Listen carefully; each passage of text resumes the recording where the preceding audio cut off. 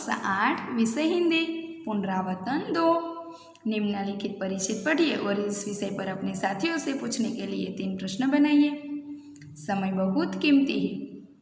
गया हुआ धन वापस मिल सकता है पर बीता हुआ समय कभी वापस नहीं लौट सकता, इसलिए समय धन से अधिक मूल्यवान है। हमें समय का सदुपयोग करना चाहिए। समय के सदुपयोग द्वारा ही हम जीवन में आगे बढ़ सकते हैं। परिश्रम करना ही समय का सबसे अच्छा उपयोग है। इसमें से हम 3 प्रश्न बनाएंगे विद्यार्थी मित्रों। प्रश्न 1, समय धन से भी अधिक मूल्यवान क्यों है?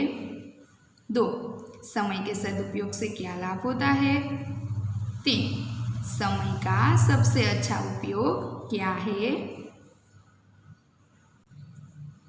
प्रश्न 2, नीचे दिए गए शब्दों में से संज्ञा, सर्वनाम और विशेषण पहचान कर वर्गीकृत कीजिए और उनका वाक्य में प्रयोग कीजिए। तो सबसे पहले विद्यार्थी मित्रों, हमें यहाँ शब्द दिया गया है, उसमें से हमें संज्ञा, सर्वनाम और विशेषण अलग करने हैं। तो संज्ञा में क्या शब्द होता है? तो जैसे व्यक्ति के नाम, वस्तु के नाम, ऐसे शब्द को हम संज्ञा कहते हैं। सर्वनाम, तो सर्वनाम किसे कहते हैं? कि सबके लिए, कि हम कोई भी व्यक्ति के लिए इसका उपयोग कर सकते हैं, इसे सर्वनाम कहते हैं। जिससे उसको, हम, तुम, तुम्हें, उन्हें, ऐसे शब्द को सर्वनाम कहते हैं। और विशेषण, जो कोई भी व्यक्ति में या वस्तु में उसकी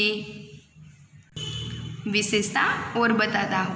जैसे होमवर्क किया है तो बहुत अच्छा होमवर्क किया है, यह व्यक्ति है तो यह व्यक्ति बहुत सुंदर है, यह फल है तो यह फल बहुत मीठा है। उसके अर्थ में उसकी गुणवत्ता में ज़्यादा गुणवत्ता बताता हो, ऐसे शब्द को हम विशेषण कहते हैं। तो अब हमें यहाँ लिखा है कि संज्ञा, तो संज्ञा में आवश्य पर्वत, नदी, सूरत, बाल, नर्मदा और भारत, ऐसे शब्द को हम संज्ञा कहते हैं। सर्वनाम, तो सर्वनाम में उसको, तुम्हें और हम। विशेषण, तो मीठा, सुंदर, बड़ा और मेहनती, उसका अब हम वाक्य में प्रयोग करेंगे। तो पर्वत, मेरा गांव सह्याद्री पर्वत की तलहटी में है। नदी, तो हमारे गांव के पास नदी बहती है। सूरत, तो सूरत एक अच्छा शहर है। बाल, काले बाल अच्छे लगते हैं। नर्मदा, नर्मदा नदी पर कई बांध बनाए गए हैं। भारत, तो भारत मेरा देश है। तो आपने उसको क्या दिया? तुम्हें, तो मैंने तुम्हें कई उपहार भेजा। हम, तो हम कुछ करके दिखाएंगे। मीठा, तो शरबत बहुत मीठा है। सुंदर, तो आपकी रचना सचमुच सुंदर है। बड़ा, तो हमारे घर के सामने एक बड़ा पेड़ है। मेहनती, तो मेहनती छात्र कभी पीछे नहीं रहता। विद्यार्थी मित्रों, मैंने यह वाक्य बनाए हैं, आप इसके अलावा कोई भी वाक्य भी बना सकते हैं। जैसे यहाँ दिए गए शब्द का प्रयोग हुआ हो। शरबत बहुत मीठा है, तो यहाँ आप कोई भी फल का नाम लेके भी लिख सकते हैं कि आम बहुत मीठा है, शरीफा बहुत मीठा है। ऐसे कोई भी वाक्य आप बना सकते हो। प्रश्न 3, दिए गए शब्दों को सही स्थान पर रखिए। तो यहाँ हमें शब्द दिए गए हैं। 1, मोनिका खाली जगह खाना बना रही है। तो धीरे धीरे, मोनिका धीरे धीरे खाना बना रही है। हवाई जहाज खाली जगह उड़ रहा है तो ऊपर, हवाई जहाज ऊपर उड़ रहा है।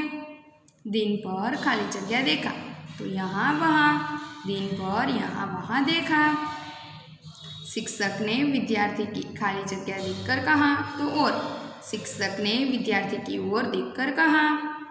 काम, खाली जगह करो बातें कम, तो अधिक, काम अधिक करो बातें कम। बिल्ली खाली जगह बाहर निकल गई, तो अभी, बिल्ली अभी बाहर निकल गई।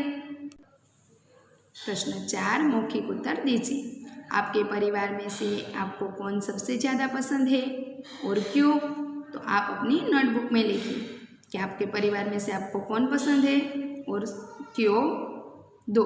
आपके गांव शहर के बारे में 10-12 वाक्य बोलिए। तो आपके गांव और शहर में आप 8-10 वाक्य लिखिए अपनी नोटबुक में। प्रश्न 3, आपको पसंद हो ऐसी फिल्म का नाम बताकर संक्षेप में कहानी बताइए। तो मैं आपको बताऊंगी एक फिल्म के नाम और उसकी कहानी। जो आपको पसंद है वो आप अपनी फिल्म का नाम बताकर भी अपनी कहानी वो फिल्म के लिख सकते हो। फिल्म का नाम है तारे ज़मीन पर। इसमें 10-12 वर्ष का एक विद्यार्थी है। उसको स्कूल की पढ़ाई में रुचि नहीं है। चित्रों या कलाकृतियों के प्रति उसका अधिक आकर्षण है। एक अध्यापक पढ़ाई में उस विद्यार्थी की अरुचि का पता लगाता है। उसकी रुचि मालूम होने पर वह उसे चित्र बनाने के लिए देता है। धीरे धीरे चित्रकला में उनकी एकाग्रता बढ़ जाती है। बाद में इस एकाग्रता का उपयोग पढ़ाई में कर वह एक अच्छा विद्यार्थी बन जाता है। प्रश्न 4, यदि सूरज न निकले तो क्या होगा। यदि सूरज नहीं निकलता तो यह दुनिया ही नहीं होती। यदि सूरज न निकलता तो सुबह न होती और हमें पक्षियों का कलरव सुनने को न मिलता। धरती पर प्रकाश भी न होता। धरती पर अंधेरा ही छाया रहता। धरती पर वनस्पति मुरझा जाती। फल फूल पर बुरा असर पड़ता। सूरज न निकलने पर वर्षा भी नहीं होती। खेतों में फसलें नहीं लहलहाती। जब जल और अन्न होता तो यह जीव सृष्टि भी नहीं होती। प्रश्न 5, यदि आप गांव के सरपंच होते तो। यदि मैं अपने गांव का सरपंच होता तो मेरे गांव की यह हालत न होती जो आज है। आज गांव में न अच्छा सड़कें हुई, न जल आपूर्ति की उचित व्यवस्था है, न स्कूल है, न दवाखाना। गांव वालों को अपनी छोटी मोटी ज़रूरतें पूरी करने के लिए निकट के शहर जाना पड़ता है। यदि मैं गांव का सरपंच होता तो गांव को शहर से जोड़ने वाली सड़क पक्की बनवाता। गांव में कुओं की जगह नलकूपों द्वारा स्वच्छ जल की आपूर्ति होती। गांव में हाई स्कूल तक की शिक्षा की व्यवस्था होती। ग्राम पंचायत की ओर से एक दवाखाना होता। गांव की भवानी मंदिर का अब तक पुनर्निर्माण हो गया होता। सचमुच यदि मैं अपने गांव का सरपंच होता तो अपने गांव के एक आदर्श गांव में बदल देता।